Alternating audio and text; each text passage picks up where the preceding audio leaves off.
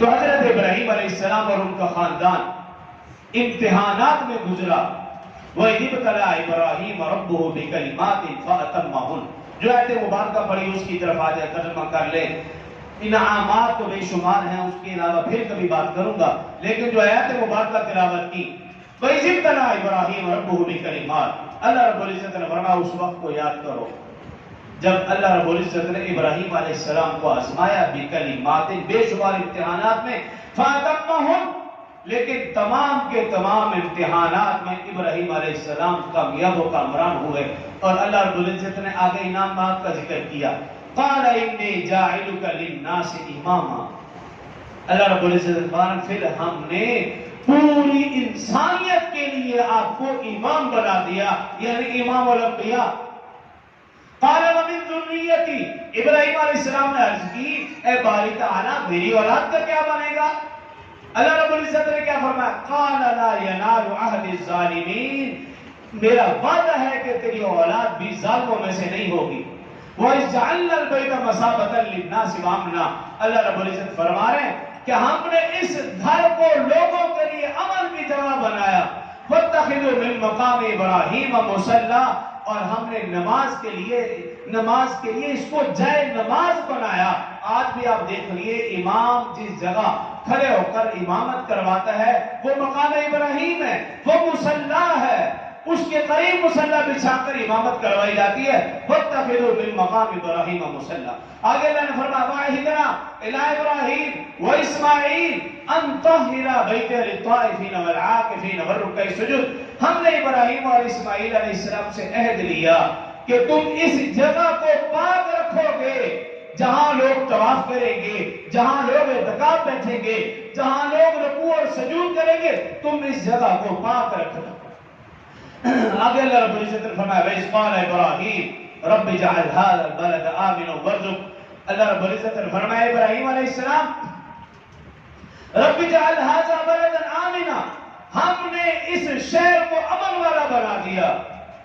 وَارْزُقْ أَهْلَهُ مِنَ الثَّمَرَاتِ، اور ہم نے یہاں کے رہنے والوں کے لیے رزق بھی عطا فرمایا، پھل بھی عطا فرمایا. مَنْ آمَنَ مِنْهُمْ بِاللَّهِ وَالْيَوْمِ الْآخِرِ، ان لوگوں کے لیے جو ایمان لائے اللہ پر اور آخرت کے دن پر. قال ومن كفر فأمتعه، ہاں جنہوں نے کفر کیا وہ بھی اس سے تھوڑا سا فائدہ اٹھا سکتے ہیں. ثم اضطره الى عذاب النار، لیکن ان کے لیے آخرت میں بہت بڑا عذاب تیار کر رکھا ہے. وبئس المصیر، جو کہ بہت بری جگہ. وَإِذْ يَرْفَعُ إِبْرَاهِيمُ الْقَوَاعِدَ مِنَ الْبَيْتِ وَإِسْمَاعِيلُ، جب حضرت ابراہیم اور اسماعیل علیہ السلام خانہ کعبہ کی تعمیر کر رہے تھے تو ساتھ ساتھ یہ دعا مانگ رہے تھے ربنا تقبل منا انک انت السمیع العلیم، اے ہمارے رب ہماری دعا کو قبول فرما، بے شک تو ہی سننے والا ہے، تو ہی جاننے والا ہے. ربنا وجعلنا مسلمین لک، اے ہمارے رب ہمیں اپنا فرما بردار بنا. ربنا وجعلنا مسلمین لک ومن ذریتنا امة مسلمة لک، اور اے ہمارے پروردگار ہماری اولاد میں سے ہماری نسل کو بھی اپنا فرما بردار بنا. وَأَرِنَا مَنَاسِكَنَا وَتُبْ عَلَيْنَا إِنَّكَ أَنْتَ التَّوَّابُ الرَّحِيمُ، اے ہمارے پروردگار ہمارے اعمال قبول فرما، ہماری توبہ قبول فرما، بے شک تو سب سے زیادہ توبہ قبول کرنے والا ہے، گناہوں کو معاف فرمانے والا ہے. ربنا وَبَعَثْ فِيهِمْ رَسُولًا مِّنْهُمْ، اے ہمارے پروردگار ہماری اولاد میں سے ایسا پیغمبر عطا فرما جن کے اندر 4 صفات پیدا کی ہوں. پہلی صفت فرمائے یتلو علیہم آیاتک، جو قرآنی آیات کی تلاوت کرے. وَيُعَلِّمُهُمُ الْكِتَابَ، اور جو کتاب کی تعلیم دے. وَالْحِکْمَةَ، اور حکمت کی بھی تعلیم دے. وَيُزَكِّيهِمْ، اور لوگوں کے دلوں کو پاک کرے. یہ 4 خوبیاں 4 صفات اس کے اندر پیدا کی ہوں. اِنَّكَ أَنْتَ الْعَزِيزُ الْحَكِيمُ، بے شک تو غالب اور حکمت والا ہے.